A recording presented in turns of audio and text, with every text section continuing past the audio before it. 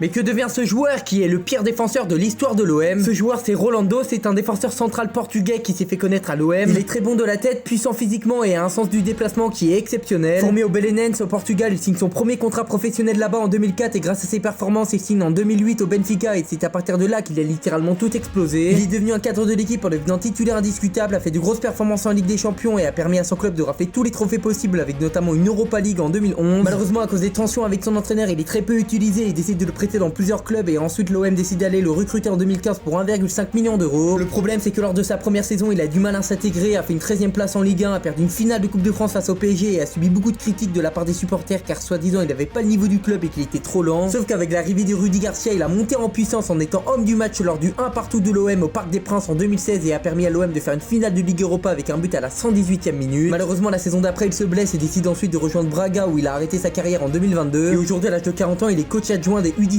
au FC Porto. Et merci à tous ceux qui s'abonnent, ça fait trop plaisir.